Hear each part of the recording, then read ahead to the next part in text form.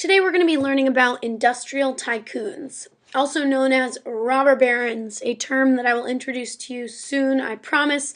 And so our big question is, should the wealthy be forced to share their wealth? AKA, should the government be able to tax wealthy people and take their money and redistribute it to poor people? Is that necessary? Is that important? It's a hotly debated topic today. Typically, Republicans lean towards the conservative side, which says, no, the wealthy, they've earned their wealth, they should be able to keep their wealth. And Democrats tend to lean towards the side that says, there's inherent inequality and we need to balance that out. And so we should take some money from the rich and sort of divvy it out to the poor, not in terms of cash, but in terms of economic programs and other things like welfare and public education and different things like that. So, a super important question, and we'll get to more details throughout this talk, but at the end, what I want you to be thinking about is, should we be able to take this money from the wealthy, and have they really truly earned that percentage more than, say, their lowest employee? So we got to start today's talk by talking about monopolies. This is when one person or a group of people, usually a small group of people, control an entire industry. This happens when there is no competition within that industry. So, for example, if I owned the only hotel in town and somebody happened to be driving through our town, and let's say all the neighboring towns are really small towns, and so there's no other hotels for them to stay in. Well, what's keeping me from making the rate per room per night $1,000? What's keeping me from raising the prices to make as much money as I want? When there's no competition within an industry, I'm not forced to create reasonable prices for my consumers. So if in that same situation, if I own the local hotel and there's another hotel across the street and their sign says, stay here tonight for, $100. Well, people would be silly to come stay at my hotel for $1,000. So I'd be forced to bring my prices lower. And I'd look at, how many employees I have and what I have to pay them and how much it costs for me to change, like the bed sheets and to light the rooms and all those different things. And I'd look at that and I'd say, I could lower my prices. I could go from $1,000 and I could bring it down to $99 a night. And so this would happen, and the two competitors would actually try to beat each other out. And actually what ends up happening is you have very similar services and goods that are offered. So by the end of that, I might look and notice that the hotel across the street, they give everybody, an option to use the pool and the hot tub. Well, I should get a pool and a hot tub in my hotel. So this competition defeats monopolies, and you want to have competition for a healthy economy. And for consumers, you want to have competition because it keeps employers and business owners from raising the prices and sort of setting arbitrary prices. With competition, people still make money, but they make a reasonable amount of money. So the problem with monopolies is that they can people that have a monopoly can raise prices on consumers without any competition. Nothing's going to stop them from doing that. Corporations. Corporations are something that developed during the Industrial Revolution, during the Gilded Age. We can see from this political cartoon, there's been a lot of frustration about the power and control that corporations have in the United States. In this political cartoon, they're crossing out we the people and instead saying we the corporations. So, corporations. A corporation is a business that is owned by a group of investors. And so what started to happen during the industrial era was people would get a little bit of wealth and they would be really excited about starting a business. But to start a business, you have to have a lot of upfront money, and that's really difficult, and it requires a lot of risk. So say I wanted to start a railroad company. if I wanted to create that railroad company, I'm going to need rails, I'm going to need trains, I'm going to need stations, I'm going to need people to man the trains, I need people that are good at service, I need people that are good with engines. I'm going to need a whole bunch of people. I'm going to need to hire them. I might even need to educate them and train them to do their jobs. So I'm going to need a lot of upfront money. And this is really difficult. So when you have a group of investors, you have a group of people going into a business together, and that makes them a corporation. And what these investors do is they have shares in the company. It's usually proportional to whatever it is they put in. So you buy these shares. You basically get a piece of paper that says you own this amount of this company. And the more you put into the company, the more you own in shares. Corporations decrease the risk for one person. So if I wanted to make a railroad company, that would require a lot of money on my part. But if I wanted to own a railroad company and I could get a bunch of people to go in on it with me, if the railroad company fails, I haven't lost everything that I own. I just lose whatever I invested into it. Trusts are another thing that develop. You see the word trust, think trustees, okay? And these are people that sit on boards of companies, of businesses, of nonprofits, etc. And trusts allow certain people to take control of other competitors and suppliers. What you tend to notice is that the same few people sit on the board of trustees in a bunch of different industries. So for example, we have a picture here of the Standard Oil Company, which was a company that was owned by John D Rockefeller. And this company started to take control of other businesses, either literally through sending sort of their people to be on trusts in those companies, or literally buying them out. Trusts were a way of making a monopoly without actually having a monopoly. You didn't own everything, just your best friend who lived down the street from you growing up happens to be sitting on the board of trustees of one of your competitors, and so you can sway them, and they tend to do things that you want to help make your businesses better. A few people become trustees of a different business and make decisions on behalf of that business. So you can see in this picture, Standard Oil started taking over things that kind of don't really have to do with oil, but may influence the oil industry, like a savings bank or a railroad company, because railroad companies shipped oil.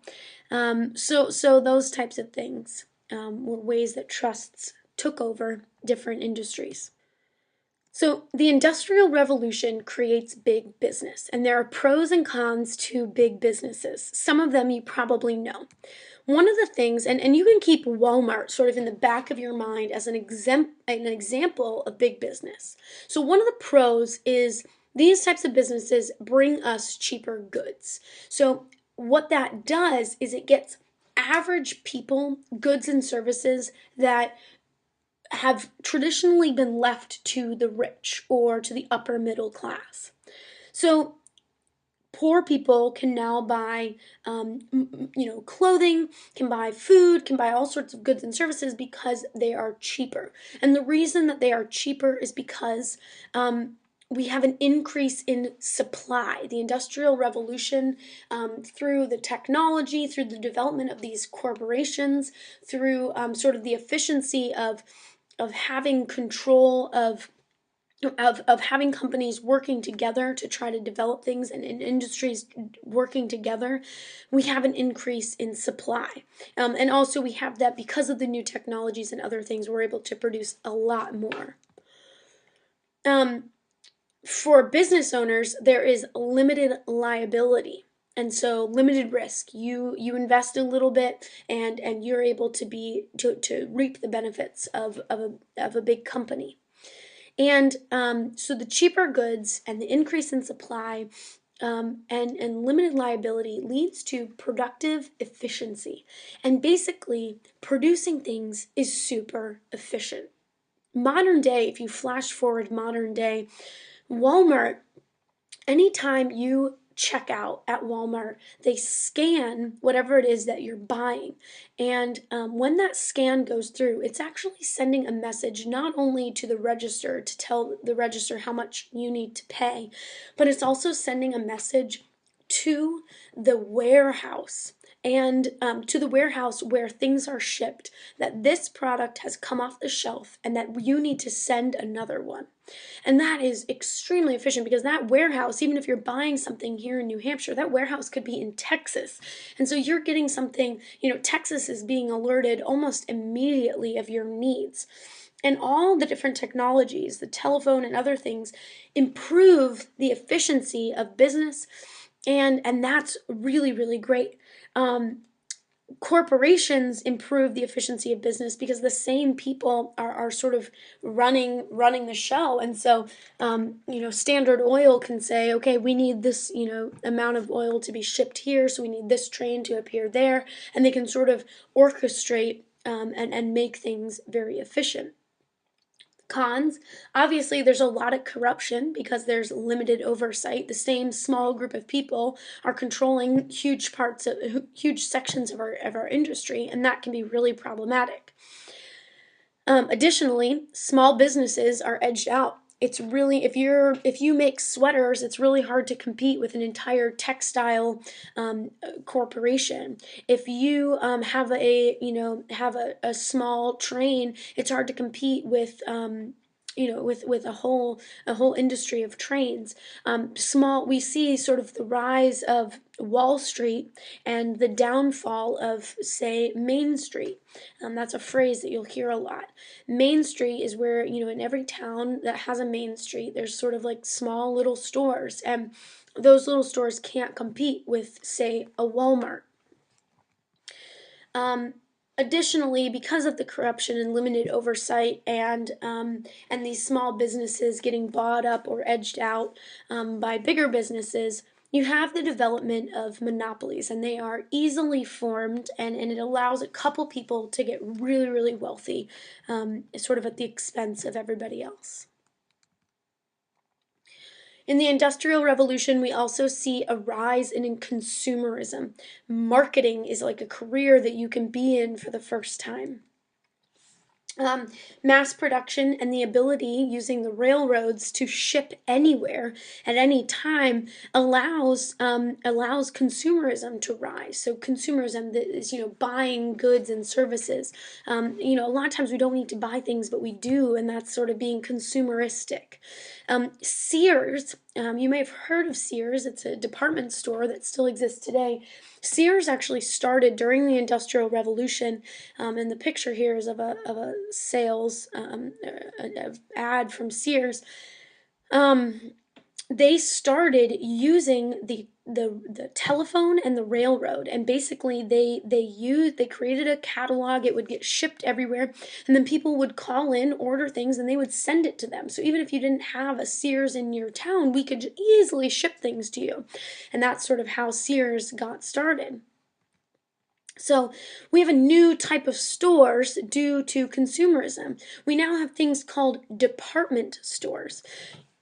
Traditionally, if you wanted to buy a pair of shoes, you went to the shoe store. And then if you wanted to buy a shirt, you went to the shirt store. And then if you needed to get groceries, well, there's a bunch of different types of stores for that. There's the butcher. There's, you could go and get dairy somewhere. You can also go to the candy shop. There are a bunch of different types of grocery stores. So now we have department stores. Your grocery store, Hannaford's, is an example of a department store in that there are a bunch of different departments. So we have the rise in those types of places. Target, Walmart, they're all departments. They have a bunch of different departments. They have the clothing department, the auto department, the sort of technology, media department. Those are department stores. They didn't exist before the Industrial Revolution. You used to just have a bunch of small little shops, and you would pop down to each shop that you needed to get something from, and so shopping would take a lot longer. You also see the rise in chain stores. Each town used to have certain restaurants, certain types of stores. You would have a butcher, you would have a blacksmith, and now we have chains. So, you can travel the world and you can get McDonald's anywhere. You can leave New Hampshire and you can get Panera. You can go and you can have Five Guys in any city almost in the country and sometimes the world. So the development of chain stores, because we're able to ship the same goods around the country. So part of the way, say, Dunkin' Donuts works is they ship their type of donut, they ship their type of coffee and their things to all their different stores every day. And then, of course, Sears is an example of a catalog store or a mail order store where you call in and we ship stuff to you. So even if you don't have our store in your town, we can send stuff to you. I would say modern day catalog stores are more like online shopping today. So let's start by talking about some of the leaders of these industries.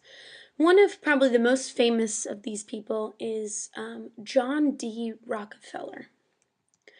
Rockefeller started a company called the Standard Oil Company. We've seen a little political cartoon about the Standard Oil Company, which gained 90% of the oil refining business. Oil refining is basically making oil, refining crude oil and making it usable for different engines and other things like that. He established the Standard Oil Trust, which actually consolidated and sort of brought together 40 different companies. Rockefeller was accused of having of basically creating a monopoly and using really shady practices to establish his oil industry. One of the people that exposed him was this woman named Ida Tarbell. She was a journalist, and she wrote an article basically exposing all the things that he did to earn his money. And he countered that by saying that he just did what it took. He used efficient business practices and good leadership. Another leader of industry is a man named Andrew Carnegie. Or Carnegie, depending on how you want to pronounce it. Andrew Carnegie produced really cheap steel. He capitalized on the new Bessemer process and produced steel. He is known for treating his workers pretty poorly. There's a strike called the Homestead Strike, which kind of haunted his image. He made 50,000 times his employees' wages. So his annual or salary is 50 times that of his average employee. That's a pretty dramatic difference. And there are two ways of looking at that. He owns the company. He assumes the risk in the company, and so he deserves to make that money. And then the other way of looking at that is his employees are doing the hard labor, and they might not be the brains of the operation. They might not have the money to invest in the operation, but certainly they deserve to be making a portion of what he's making. In 1900, he owned 25% of the steel market, which is not nearly as much as Rockefeller owned in the oil company, but that's still a pretty big percentage. 25%, a quarter of that industry was controlled by him. Another person is Cornelius Vanderbilt. Cornelius Vanderbilt is known for his work with the railroads. He was a railroad consolidator, meaning he consolidated railroads, bought them up, and combined them, which made him a lot of money. He made dramatic improvements to the railroads, improved the steel, improved the efficiency of the railroad system, and so he's really known for that. So J.P. Morgan is a bit different than the other industrial tycoons or robber barons, a term I promise I'll introduce soon. J.P. Morgan was an investment banker, so he took money that he had and started investing it in different corporations, buying other businesses and other things like that. He bought Carnegie Steel, for example, for $48 million. And this was obviously a benefit to Carnegie, but this also was really helpful for Morgan. Now he owns this company and he gets to reap the benefits and earn all the profits from Carnegie Steel. Prior to J.P. Morgan, our economy, laissez-faire, yes, but it was also an industrial economy where corporations were controlled by industrial owners. So, for example, Rockefeller owned the oil industry. And Carnegie owned a portion of the steel industry, and Vanderbilt owned a portion of the railroad industry. So each of these guys sort of have filled a niche in the economy. And so these corporations are controlled by industrial people who came up through the ranks in an industry. J.P. Morgan, when he buys Carnegie Steel, he sort of creates this transition from industrial capitalism to finance capitalism, where industries are controlled by bankers. And today, we don't have people like Rockefeller and Carnegie Steel, really, although we do have a few of them. Most of our economy is controlled by banks and their ownership and investment in companies. So a lot of these business owners, you can see Andrew Carnegie is pictured here, are philanthropists and philanthropy. So a philanthropist is a person who gives gifts to better mankind. So if you participate in philanthropy, then you have given money away to the poor. All of these people that we've learned about, Vanderbilt has a university named after him. Carnegie has Carnegie Hall in New York. I mean, each one of these guys have given a lot of money to their communities. So usually philanthropists or philanthropy will manifest in ways that will benefit the public. So they'll create things like libraries, theaters, museums, schools. They will give to charities, Carnegie Hall, those types of things.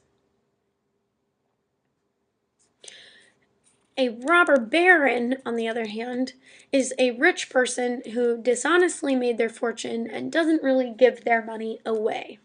And so one of the big questions that people have asked when they're looking back at these industrial tycoons is, are they robber barons or are they philanthropists?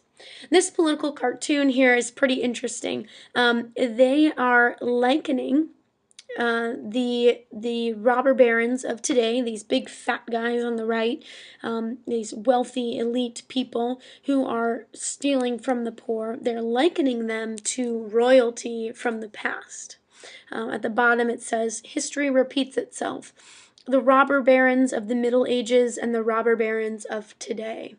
So it's kind of an interesting opinion that this political cartoonist has.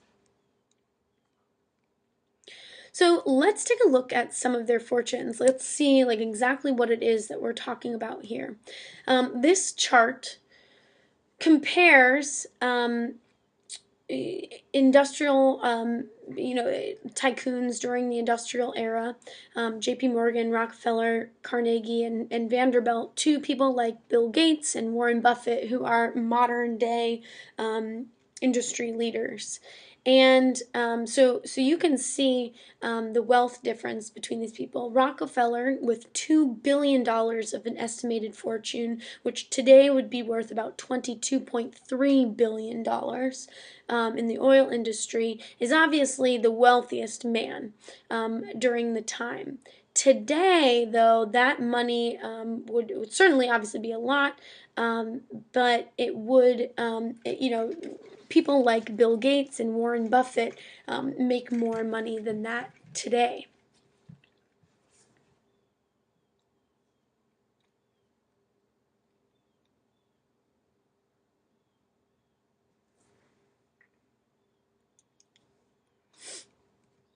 So, my exit question for you, we've taken some notes on some things that led to the rise of big business and then some of the big business men during this time. The exit question is one person's labor more valuable than another person's labor? Why or why not? And if so, how much more is one person's labor worth over another? So, do you think that Rockefeller deserved his $81 million a year, while his average employees were making in the dollar range per day? What do you think about that? Is one person's labor more valuable than another person's labor? And then how much more? How much more? Think of that in a percentage.